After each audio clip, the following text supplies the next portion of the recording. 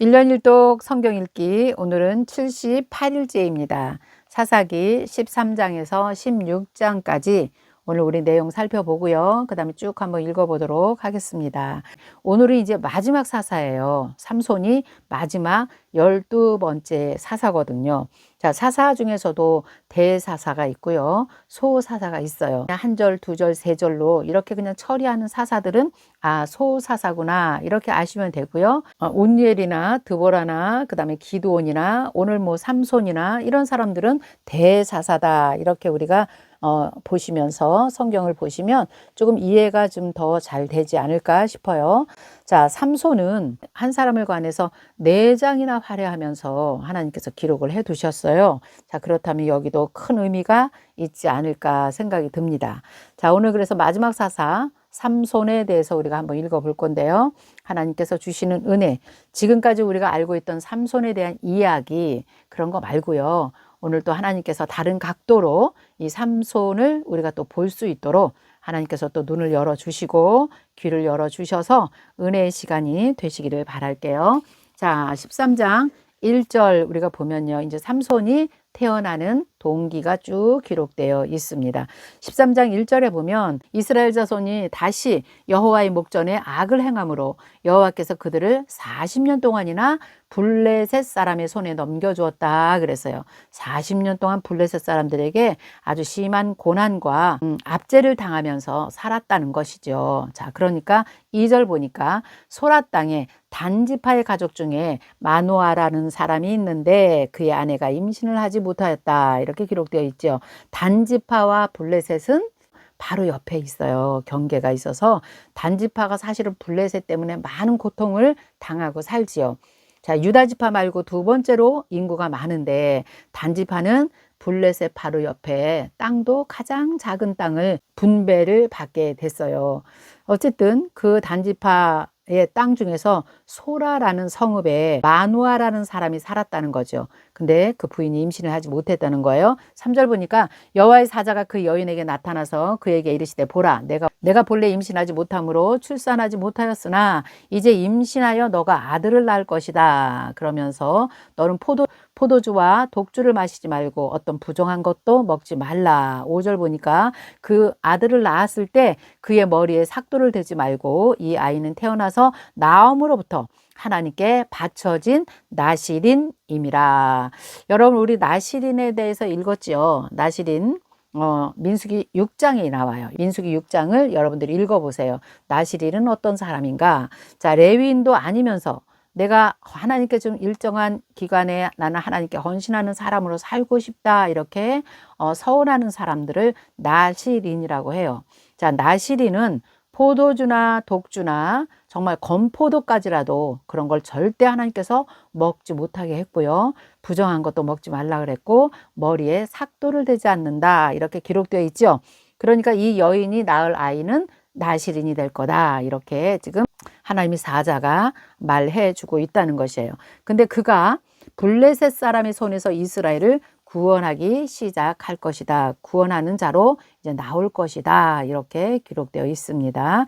자, 6절. 이에 그 여인이 가서 그의 남편에게 말하여 이르되 하나님 사람이 내게 오셨는데 그 모습이 하나님의 사자의 용모 같아서 심히 두려움으로 어디서 왔는지를 내가 묻지도 못하였고 그도 자기 이름을 내게 이르지 아니하였다. 하나님의 사자는 어떤 사람의 모습으로 나타났던 것 같아요. 그래서 7절 보니까 그가 내게 이르되 보라 내가 임신하여 아들을 낳을 것인데 이제 포도주와 독주를 마시지 말고 어떤 부정한 것도 먹지 말라. 이 아이는 태에서부터 그가 죽는 날까지 하나님께 바쳐진 나실임이 될 것이다. 이렇게 말을 했다는 거죠. 그러니까 이제 8절 보니까 그럼 우리가 이 낳을 아이를 어떻게 우리가 길러야 되는지 우리는 어떻게 행할지 알지 못합니다. 우리에게 가르쳐 주십시오. 이렇게 말하죠. 나실인은 평범한 사람이 아니기 때문에 삶도 구별된 삶이잖아요. 그러니까 하나님의 말씀과 율법과 율례와 규례를 어떻게 지키면서 이 아이를 길러야 되겠습니까? 어떻게 길러야 되냐고 마노아가 하나님께 기도를 하지요. 9절에 보니까 하나님이 마노아의 목소리를 들으시니라. 여인이 밭에 앉아 있을 때 하나님의 사자가 다시 그에게 임하였으나 그의 남편 마노아는 함께 있지 아니하니라. 그래서 이제 여인이 급히 가서 자기 남편을 데리고 오지요. 자, 11절 보니까 마누아가 일어나 아내를 따라서 그 사람에게 이르러 그에게 묻되 당신이 이 여인에게 말씀하신 그 사람입니까? 이르되 내가 그러다 하니라. 그러니까 사람의 모습으로 하나님의 사자가 나타난 거 맞지요. 12절 우리가 어떻게 이 아이를 키우며 우리가 그에게 어떻게 행해야 됩니까? 이걸 또 물어보죠. 하나님의 사자가 마누아에게 이르되 내가 여인에게 말한 것들을 다 삼가서 포도나무의 소산을 먹지 말고, 다시 말해주네요. 포도주와 독주를 마시지 말고 어떤 부정한 것도 먹지 말고 내가 그에게 명령한 것은 다 지킬 것이니라. 15절 마누아가 여호와의 사자에게 말하여 구하옵나니 당신은 우리에게 머물러서 우리에게 당신을 위하여 염소 새끼 하나를 준비하겠습니다. 이렇게 말합니다. 그러니까 염소 새끼는 당시에 가장 최고의 대접을 할 때 염소 새끼를 잡는다고 해요. 그러니까 그분에게 이렇게 해주고 싶었던 거죠. 그런데 16절에 보니까 여호와의 사자가 마누아에게 이르되 내가 비록 나를 머물게 하나 내가 내 음식을 먹지 아니할 것이다. 번제를 준비하려거든 너가 제사를 드리려거든 마땅히 여호와께 드릴지니라. 이는 그가 여호와의 사자인 줄 마누아가 알지 못함이었다. 사람의 모습으로 왔으니까요. 자, 이렇게 대접하는 마음으로 이제 했던 건데요. 17절 보니까 그 여호와의 사자에게 물어봐요. 당신 이름이 무엇입니까? 당신의 이름이 이루어질 때에 우리가 당신을 존귀히 여기리이다. 여호와의 사자가 그에게 이르되 내가 어찌하여 내 이름을 묻느냐? 내 이름은 기묘자라. 여러분 이런 기묘자라는 이 단어가 여기서 지금 처음 나오고 있는 것입니다. 이사야서에서도 가면 기묘자라 이런 말씀이 나오죠. 자, 기묘자는 나중에 신약으로 가면 예수 그리스도를 말하는 것이에요. 그러나 여기서 말하는 기묘자, 인간의 말로는 이해할 수 없는 그 하나님의 신성을 가진 기이한 일을 행하시는 그 하나님의 사자, 이런 뜻을 지금 말하고 있는 것입니다. 기묘자. 이에 마누아가 새끼 염소와 소제물을 가져다가, 소제 알지요? 곡식으로 드리는 제사예요. 그 염소 새끼 짐승과 곡식의 제사를 가져다가 바위 위에 놓고 여호와께 드림에 이적이 일어난지라. 마누아와 그의 아내가 본즉, 자, 하나님께서 받으시는 그런 예배는 불꽃이 제단에서부터 하늘로 올라가는 거예요. 자, 이게 우리가 번제단에서 번제를 드릴 때, 자, 이 향기가 올라가잖아요. 이렇게 올라가잖아요. 그러니까 여기는 그런 번제단이 아니고 그냥 사람이 만들어 놓은 그런 제단이겠죠. 그런 것이 아니기 때문에 불꽃이 와서 그 제단을 사르고 그것이 하늘로 올라가는 것을 지금 보게 되는 것이에요. 그러니까 얼마나 깜짝 놀랐겠어요. 그러니까 여기도 보니까 그들이 얼굴을 땅에 대고 엎드렸다 이렇게 나와요. 자, 하나님의 나타나심, 하나님의 임재하심이 바로 눈앞에 나타날 때는 그 임재에 그냥 압도를 당해버리죠. 22절에 보니까 마누아가 이제 우리가 하나님을 보았으므로 우리는 반드시 죽을 것이다 이렇게 말하니까 23절에 그의 아내가 이렇게 말하죠. 아니다. 여호와께서 우리를 죽이려고 하셨더라면 우리 손에서 번제와 소제를 받지 아니하셨을 것이다. 절대 우리는 죽지 아니할 것이다. 이렇게 남편에게 안심을 시키죠. 24절 그 여인이 아들을 낳음에 그의 이름을 삼손이라 하니라. 그 아이가 자라매 여호와께서 그에게 복을 주시더니 소라와 아스더울 사이에 마하네단에서 여호와의 영이 그를 움직이기 시작하셨더라. 그래서 이제 하나님께서 기름 부어 쓰시는 사람들은 하나님의 영이 임한다 했잖아요. 그 삼손도 이제 하나님께서 지명해 주신 것이죠. 너는 이제 사사로서의 사역이 시작될 것이다. 이렇게 하나님께서 말씀하셨을 겁니다. 자, 이제 우리 14장 보겠습니다. 그런데 이렇게 하나님의 영이 임한 이 삼손에게 참 특별하죠. 여인들의 일로 인해서 딥나의 여자나 드릴라나 뭐 이렇게 여인들에 의해서 삼손이 자기의 사명을 다 감당하지 못하고 비참한 인생을 살지요. 나중에는 뭐 하나님께서 다시 회복을 해 주시지만 특별한 것 같아요. 그래서 이것도 우리에게 주시는 큰 의미가 있을 거라는 생각이 듭니다. 14장 1절 삼손이 딥나에 내려가서 거기서 블레셋 사람 딸 중에서 한 여자를 보고 올라와서 자기 부모에게 말하 이르되 내가 딥나에서 블레셋 사람의 딸들 중에서 한 여자를 보았는데 이제 그를 맞이하여 내 아내로 삼게 하소서. 그러니까 부모가 뭐라 그래요? 내 형제들 중에서 딸 중에서도 사람이 여자가 없어서 할례 받지 않은 블레셋 사람에게 가서 아내를 맞이하려고 하느냐? 아버지가 반대하지요. 그러나 내가 그 여인을 좋아합니다. 이렇게 삼손이 말합니다. 하나님께서 기뻐하는 일이 아닙니다. 우리가 지금까지 계속 보고 왔죠. 혼인, 결혼을 통해서 이제 섞임의 문화가 들어오면서 하나님의 나라가 무너지는데, 나실인인 삼손이 이렇게 블레셋 여인을 아내로 삼는다고 하니 아버지는 반대할 수밖에 없겠죠. 그런데요, 이제 4절 보면요, 삼손은 다른 생각이 있었어요. 이때 당시에 블레셋이 이스라엘을 다스렸기 때문에 이제 삼손이 틈을 타서 블레셋 사람을 치려고 한 거는 블레셋 여인을 아내로 맞이하면서 블레셋의 정보도 캐내고 블레셋을 자기가 정복해 보리라 인본주의를 가지고 이제 이방 여인을 아내로 생각하고 있었던 거죠. 그렇지만 그의 부모는 이걸 알지 못한 거예요. 5절을 보니까 삼손이 그의 부모와 함께 딥나에 내려가서 딥나의 포도원에 이른즉 젊은 사자가 그를 보고 소리를 지르는지라 여호와의 영이 삼손에게 강하게 임하니 그가 손에 아무것도 없이 그 사자를 염소 새끼를 찢는 것 같이 찢었으나 그는 자기가 행한 일을 부모에게 알리지 아니하였더라. 자, 그리고 내려갔는데 그 여자와 말을 하는데 그 여자가 삼손의 눈에 들었더라. 하나님이 기뻐하지 않았어요. 네, 얼마 후에 삼손이 그 여자를 맞이하려고 다시 가다가 돌이켜 그 사자의 죽음을 본즉 사자의 몸에 벌떼와 꿀이 있는지라 손으로 그 꿀을 떠서 걸어가며 먹고 그의 부모에게도 주고 그들에게 그것을 드리면서도 먹게 하였으나 그 꿀을 사자의 몸에서 떠왔다고 알리지는 아니하였다는 거죠. 삼손의 아버지가 여자에게로 내려가매 삼손이 거기서 잔치를 베풀었으니 청년들은 이렇게 행하는 풍속이 있음이더라. 자, 이제 결혼을 하게 되면요, 한 7일 동안 잔치를 벌였던 것 같아요. 블레셋의 청년들이 그 잔치에 함께 이제 참여하게 됐겠죠. 11절에 보니까 무리가 삼손을 보고 30명을 데려와서 친구를 삼아 그와 함께 한지라. 그런데 이때 12절 삼손이 그들에게 이르되 이제 내가 너희에게 수수께끼를 내리니 잔치하는 7일 동안에 너희가 그것을 풀어보라 이렇게 말을 하죠. 그러면 내가 베옷 30벌과 겉옷 30벌을 너희에게 주리라. 이제 이 축제를 주최하는 측이잖아요, 삼손이. 그러니까 7일 동안 잔치를 하는 동안에 이런 수수께끼를 내는 그런 문화가 당시에 있었다고 합니다. 근데 상금도 굉장히 많이 걸었네요. 베옷 30벌, 겉옷 30벌, 굉장히 많지요. 13절에 보니까 그러나 그것을 너희가 말하지 못하면 너희가 내게 베옷 30벌과 겉옷 30벌을 줄 것이다. 이렇게 해서 수수께끼를 냈는데요. 자, 14절에 보니까 수수께끼 내용이 자, 먹는 자에게서 먹는 것이 나오고 강한 자에게서 단 것이 나왔느니라. 그들이 사흘이 되도록 이 수수께끼를 풀지 못했다는 거예요. 자, 7째 날에 이르러서 그들이 삼손의 아내에게 이르되 너는 내 남편을 좀 꾀서 그 수수께끼의 답을 우리에게 좀 알려달라. 그렇지 않으면 너희 집에 우리가 불을 지르리라. 우리의 소유를 다 빼앗고자 하여 우리를 청한 것이 아니냐? 이렇게 하면서 이제 그 아내 되는 사람을 이제 괴롭히기 시작하지요.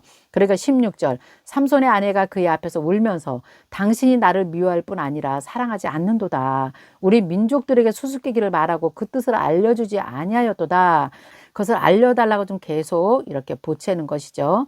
그래서 17절 보니까 7일 동안 그들이 잔치할 때 그의 아내가 그 앞에서 계속 울면서 7째 날에는 그가 그의 아내에게 수수께끼를 알려줄 수밖에 없었던 거죠. 왜냐하면 아내가 계속 울기 때문에. 그래서 18절 보니까 7째 날에 해가 지기 전에 성읍 사람들이 삼손에게 이르되 무엇이 꿀보다 달겠으며 무엇이 사자보다 강하겠느냐 한지라. 삼손이 그들에게 이르되 너희가 내 암송아지로 밭갈지 아니하였더라면 내 수수께끼를 능히 풀지 못했을 것이다. 그래서 여기서 내 암송아지 자기의 아내를 말하고 있는 것이에요. 내 아내가 말하지 않았으면 너희가 이거 풀지 못했을 것이다. 이렇게 말한 거죠. 자, 19절 여호와의 영이 삼손에게 갑자기 또 임하시네요. 삼손이 아그슬론에 내려가서 그곳 사람 30명을 쳐 죽이고 노략하고 수수께끼 푼 자들에게 옷을 주고 심히 노하여 그의 아버지 집으로 돌아갔고 삼손의 아내는 삼손의 친구였던 그의 친구에게 준 바 되었더라. 이제 아내도 다 버리고 삼손이 이제 자기 집으로 돌아왔다는 것입니다. 자, 이런 일이 있었어요. 30명을 삼손이 죽였다는 이야기가 지금 14장의 내용입니다. 자, 이제 15장을 보면요. 이제 블레셋 사람들에게 이제 삼손이 보복을 하기 시작해요. 근데 이 보복이 하나님의 마음, 하나님의 나라를 위해서 보복을 하는 것이 아니라 완전히 자기 개인에 대한 보복을 이제 하기 시작하는 것이죠. 이거 하나님의 방법이 아니죠. 그렇게 하면서도 삼손이 한 1000명을 죽이는 사건이 지금 15장에 나와 있는데요. 한번 읽어볼까요? 15장 1절. 얼마 후에 밀 거둘 때에 삼손이 염소 새끼를 가지고 그의 아내에게로 찾아가서 이르되 내가 방에 들어가 내 아내를 보고자 하노라 하니 장인이 들어오지 못하게 하고 이르되 내가 그를 심히 미워하는 줄 알고 그를 내 친구에게 주었다. 사람에게 내 아내는 결혼을 했다는 거예요. 그러면서 그의 동생이 그보다 더 아름답지 않냐? 너는 그를 대신해서 동생을 아내로 맞이하라. 이렇게 말을 합니다. 삼손이 그에게 이르되 이번은 내가 블레셋 사람을 내가 해할지라도 그들에 대하여 내게 허물이 없을 것이다. 내가 블레셋 사람을 해칠지라도 이건 당연한 것이다. 그걸 이제 일단 이해를 시킵니다. 그러면서 삼손이 이제 그들에게 보복을 하는데 어떻게 하냐면요. 자, 1절 보니까 밀 거둘 때에 이렇게 나오죠. 그래서 이제 이스라엘은 1년에 2번 우기가 있다 그랬잖아요. 밀 거둘 때는 아주 건조한 시기예요. 자, 이때에 이제 삼손이 이제 불을 놉니다. 불. 4절에 보니까 삼손이 가서 여우 300마리를 붙들고 와서 그 꼬리와 꼬리를 매어 그리고 회를 가지고 그 두 꼬리 사이에 한 회를 달고 회에 불을 붙이고 그것을 블레셋 사람들의 곡식밭에 그냥 갖다 집어넣으니 자, 여기서 회는 기름을 붙여서 잘 탈 수 있는 어떤 쌀이나무 같은 묶음 아니면 불쏘시개처럼 그렇게 만들어 놓은 그것을 회라고 해요. 그걸 갖다 꼬리 사이에 두고 그것을 곡식 거둔 밭에다가 밭으로 그 여우들을 몰았으니 그 곡식이 다 탈 수밖에 없지요. 그러니까 5절에 곡식단과 배지 아니한 것과 포도원과 감람나무가 다 불에 탔다는 거예요. 다 불에 탔다는 거예요. 그러니 6절 블레셋 사람들이 이르기를 누가 이 일을 행하였느냐? 사람들이 대답하되 딥나 사람 사위 삼손입니다. 장인이 삼손의 아내를 빼앗아 그의 친구에게 준 까닭이라. 그래서 블레셋 사람들이 올라와서 그 여인과 그의 아버지도 다 불을 살랐다는 겁니다. 자, 7절 삼손이 그들에게 이르되 너희가 이같이 행하였은즉 내가 너희에게 원수를 갖고야 말리라. 블레셋 사람의 정강이와 넓적다리를 크게 쳐서 죽이고 내려가서 에담 바위툼에 머물렀더라. 그래서 계속 지금 삼손이 복수의 복수를 지금 하고 있는 장면이죠. 9절 보니까 이에 블레셋 사람들이 올라와서 이제 누구를 찾아가냐면 유다의 진을 치고 레히에 가득한지다.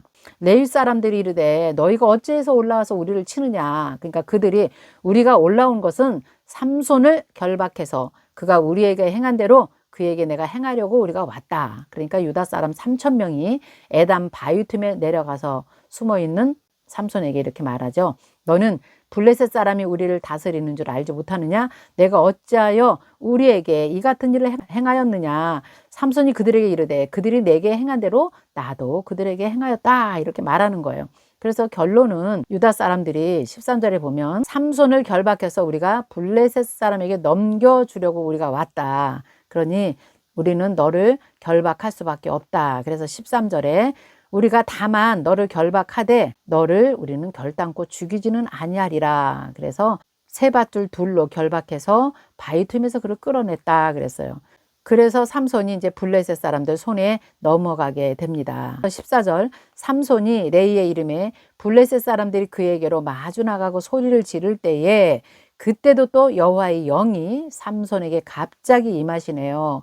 그리고 그의 팔 위에 밧줄이 불탄 삼과 같이 그의 결박된 손을 그냥 떨쳐 버렸다 그랬어요.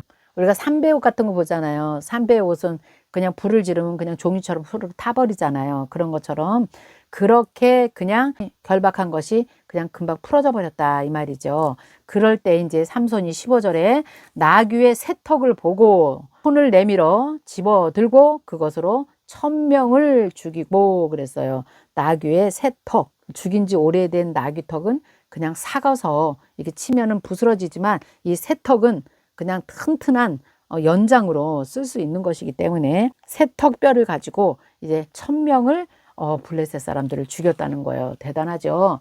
나귀의 턱뼈로 내가 1000명을 죽였도다. 이렇게 아주 자신만만하게 지금 삼손이 승리할 수 있도록 하나님이 도와주셨네요. 그리고 나서 이제 18절에 보니까 삼손이 심히 목이 말라서 여호와께 부르짖었다는 거죠. 주께서 종의 손을 들어 이 큰 구원을 베푸셨사오니 내가 이제 목말라 죽어서 할례 받지 못한 자들의 손에 떨어지게 되었나이다. 할례 받지 못한 자들, 블레셋 사람들 손에 내가 죽겠습니다. 이렇게 말을 하니 19절에 하나님께서 레이에서 우묵한 곳을 터뜨려서 거기서 물이 솟아나오게 하고 삼손이 그것을 마시고 정신이 회복되어서 소생하니 그러므로 그 샘 이름을 에낙고레라 불렀으며 그 샘이 오늘까지 레이에 있더라. 블레셋 사람의 때에 삼손이 이스라엘의 사사로 20년 동안 지냈더라. 그래서 삼손은 20년 동안 블레셋 사람들과 싸우며 사사로 지냈다는 것을 이제 기록해 놓은 것이고요. 자, 어쨌든 삼손은 기름 부음을 받고도 순간순간 넘어지는 이런 것을 지금 보게 되지요. 16장 1절에도 삼손이 가사에 가서 거기서 한 기생을 보고 그에게 들어갔다 그랬어요. 여기도 여인에 대한 이야기죠. 자, 그렇게 했는데 가사 사람들에게 삼손이 왔다고 소문이 알려지지 않았겠어요? 그러니까 성문 밖에서 그 사람들이 매복하고 있다가 밤새도록 조용히 하고 있다가 새벽이 되거든 그를 죽이라 이렇게 자기들끼리 이제 다 계획을 짜고 있었겠죠. 3절 삼손이 밤중까지 누워있다가 그 밤중에 일어나서 성 문짝들과 두 문설주와 문빗장을 빼어가지고 그것을 모두 어깨에 메고 헤브론 앞산 꼭대기로 올라갔다 그랬어요. 문설주와 문빗장을 다 빼가지고 어깨에 메고 갔으니 얼마나 힘이 셌는지 블레셋 사람들이 얼마나 놀랬겠습니까? 자, 그런 일이 있은 후에 이제 삼손이 소래골짜기에 드릴라라 이름하는 여인을 또 사랑하게 됩니다. 아, 왜 이렇게 이방 여인을 삼손이 이렇게 사랑할까요? 나시린으로 태어난 사람이고 하나님의 영이 임한 사람인데 계속해서 이방 여인들을 사랑하는 그런 내용이 나오죠. 5절 보니까 이제 블레셋 사람들의 방백들이 그 여인에게로 올라와서 그에게 이르되 삼손을 꿰어서 무엇으로 말미암아 그 사람에게 그 힘이 생기는지 우리에게 그걸 좀 알려줘라. 그래서 그를 결박해서 굴복하게 할 수만 있다면 우리가 너에게 상금을 줄 건데 은 1100개씩 가져올 것이다 그랬어요. 블레셋 방백들 하면요 한 나라가 아니에요. 가사, 가드, 아스돗, 아스글론, 에그론 이렇게 이 5성읍 굉장히 유명하잖아요. 이 방백들이 지도자들이 와서 말한 거예요. 그러니까 그 한 나라에서 은 1100을 준다 그러면 뭐예요? 5500을 드릴라에게 주겠다는 거 아니에요? 엄청난 겁니다. 보상금을 건 것이 굉장한 겁니다, 지금. 자, 6절에 보니까, 그러니까 이제 드릴라가 그 돈이 욕심이 나지요. 그래서 드릴라가 이제 계속해서 삼손에게 묻고 있는 거죠. 첫 번째, 어떻게 해서 당신이 그렇게 힘이 생기는지 나에게 좀 말 좀 해 주십시오. 하니까 7절에, 나는 마르지 아니한 새 활줄 7으로 나를 결박하면 내가 약해서 다른 사람과 똑같아진다 그랬어요. 그래서 블레셋 사람들이 그 마르지 아니한 새 활줄 7을 그 여인에게 가져와요. 그래서 삼손을 묻게 합니다. 사람을 방 안에 매복시켰고 삼손에게 말하되 삼손이여 블레셋 사람이 당신들에게 들이닥쳤느니라 하니까 삼손이 그 줄을 불탄 삼실을 끊음같이 하였고 그의 힘의 근원은 알아내지 못하였더라. 자, 두 번째 드릴라가 삼손에게 당신이 나를 희롱해서 거짓말을 하는도다. 다시 한번 나에게 좀 가르쳐 달라 하니까 11절에 나는 쓰지 아니한 새 밧줄들로 나를 결박하면 내가 약해져서 다른 사람과 같다. 그러니까 드릴라가 새 밧줄을 가져다가 또 결박했지요. 결박하게 됩니다. 근데 그것도 삼손이 팔 위에 줄 끊기를 실 끄는 것 같이 그냥 하였다. 이렇게 되어 있죠. 자, 13절 보니까 드릴라가 삼손에게 이르되 이때까지 나를 희롱해서 내게 거짓말을 하였다. 나한테 정말 당신이 어디서 그런 힘이 나오는지 다시 한번 가르쳐 달라. 그러니까 나의 머리털 7가닥을 배틀의 날실에 섞어서 짜면 그렇게 될 것이다. 그러니까 또 드릴라가 바디로 그 머리털을 단단히 짜고 그래서 이 바디는 배실을 이렇게 꿰어 짜는 데 사용하는 뭐 그런 도구라고 합니다. 그렇게 해가지고 이제 다시 그걸 그대로 했을 거 아닙니까? 그렇게 했는데 역시 이것도 아니었다는 것. 드릴라가 삼손에게 당신의 마음이 나를 진정으로 사랑하는 게 아니군요. 나를 진짜 사랑한다면 나를 3번씩이나 희롱할 수 없습니다. 이렇게 말하죠. 자, 그러면서 16절 날마다 그 여인이 재촉을 하니까 삼손의 마음이 번뇌해서 죽을 지경이라. 그래서 17절 삼손이 진심을 드러내서 그에게 이제 말을 하지요. 내 머리 위에는 삭도를 대지 아니하였나니 이는 내가 모태에서부터 하나님의 나실인이 되었음이라. 만일 내 머리가 밀리면 내 힘이 내게서 떠나고 나는 약해져서 다른 사람과 같으리라. 18절에 자, 이렇게 진심으로 알려주니까 드릴라가 이제 그 블레셋 사람들 방백들을 다 부르네요. 그래서 이제 올라오라 해가지고 19절에 보니까 드릴라가 삼손에게 자기 무릎을 베고 자게 하고요. 그 사람을 불러서 그의 머리털 7가닥을 밀고 괴롭게 하여 본즉 그의 힘이 정말 없어졌더라 그랬어요. 이렇게 되면서 이제 삼손이 어떻게 됩니까? 20절 드릴라가 이르되 삼손이여 블레셋 사람이 당신에게 들이닥쳤느니라 하니까 삼손이 잠을 깨며 이르기를 내가 전과 같이 나가서 몸을 떨치리라 하였으나 여호와께서 이미 자기를 떠나신 줄 깨닫지 못하였더라. 21절 블레셋 사람이 그들을 잡아 그의 눈을 빼고 줄로 매고 그에게 옥에서 맷돌을 돌리게 하였더라. 이거는 포로 중에서도 가장 천한 일이랍니다. 자, 이런 일을 하게 되었는데 22절 보면 이제 그의 머리털이 밀린 후에 다시 자라기 시작하니라. 맷돌을 갈면서 이제 삼손이 진정한 회개가 일어나지 않았겠습니까? 내가 나실인이었는데 내가 어쩌다 이렇게 되었는가? 하나님께 진정한 회개가 일어났을 것 같아요. 그래서 하나님께서 22절에 그의 머리털이 밀린 후에 다시 자라기 시작하니라. 하나님의 회복의 역사가 이제 찾아온 것이라고 우리가 보면 될 것 같아요. 자, 그러면서 이 삼손을 하나님께서 마지막으로 한번 쓰십니다. 그것이 이제 23절에서 31절까지의 내용이에요. 아주 중요한 내용이 여기 담겨져 있습니다. 23절 블레셋 사람의 방백들이 이르되 우리의 신이 우리 원수 삼손을 우리 남겼다 하고 다 모여서 그들의 신 다곤에게 큰 제사를 드리고 그들은 막 즐거워하지요. 우리 땅을 망쳐놓고 우리의 많은 사람을 죽인 저 원수를 우리의 신이 우리 손에 넘겨주었다 하고 자기들의 신을 막 찬양하고요. 25절 그들의 마음이 즐거울 때에 삼손을 불러다가 우리를 위해서 제주를 부리게 하자 하고 옥에서 삼손을 불러내고 삼손이 그들을 위해서 제주를 부리느니라. 이게 얼마나 치욕적인 조롱거리가 되었겠어요. 그들이 삼손을 두 기둥 사이에 세웠는데 삼손이 그때 자기 손을 붙든 소년에게 이렇게 말하죠. 나에게 이 집을 버틴 기둥을 찾아서 그것을 좀 의지하게 해달라 그래요. 그러니까 그 집에 있는 남녀가 가득하니 블레셋 모든 방백들도 거기에 있고 지붕이 있는 남녀도 3,000명가량이나 삼손이 제주를 부리는 것을 보더라. 삼손이 제주를 구경하러 온 것이죠. 자, 28절이 이제 정말 중요한 말씀입니다. 28절 보면 이제 삼손이 여호와께 부르짖어. 자, 이제 삼손이 여호와께 부르짖네요. 네, 이제 다시 자기가 나실인의 신분인 것을 이제 깨달은 거예요. 그리고 주 여호와여 구하옵나니 나를 생각하옵소서. 얼마나 간절히 기도하겠습니까? 하나님이여 구하옵나니 이번만 나를 강하게 하사 나의 두 눈을 뺀 블레셋 사람에게 원수를 단번에 갚게 하옵소서 하고 삼손이 집을 버틴 그 두 기둥 가운데 하나는 왼손 하나는 오른손으로 껴서 의지하고 삼손이 이르되 블레셋 사람과 함께 죽기를 원하노라. 자기는 거기서 마지막 하나님의 사명을 감당하고 죽기를 지금 원하는 것이죠. 삼손이. 그리고 힘을 다해서 몸을 굽히매 그 집이 곧 무너져 그 안에 있는 모든 방백들과 온 백성에게 덮이니라. 삼손이 죽을 때에 죽은 자가 살았을 때 죽인 자보다 더욱 많았더라. 그래서 이 3,000명을 죽일 때 삼손도 이제 여기서 죽게 되는 것입니다. 그런데 삼손이 살았을 때 블레셋 사람을 죽였을 때보다 자기가 죽으면서 죽인 이 사람의 수가 더 많았다. 이렇게 기록이 되어 있습니다.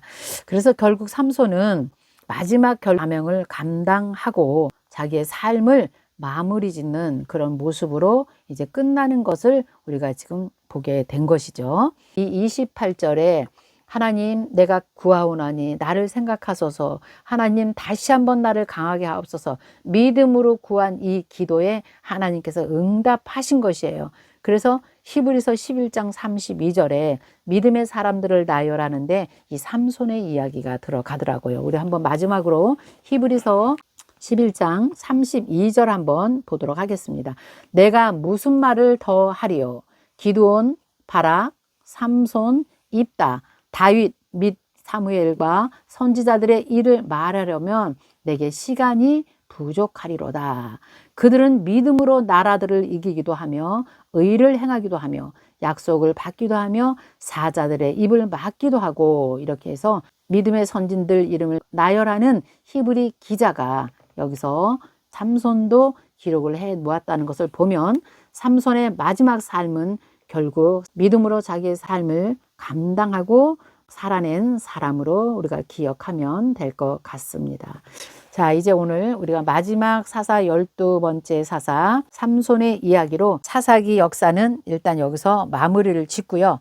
이제 내일 제사장들, 레위인들 제사장들이 어떻게 살아갔는가를 우리가 이제 보게 될 것입니다. 내일 17장에서 우리 만나요. 네, 오늘은 여기까지 하겠습니다. 안녕히 계세요.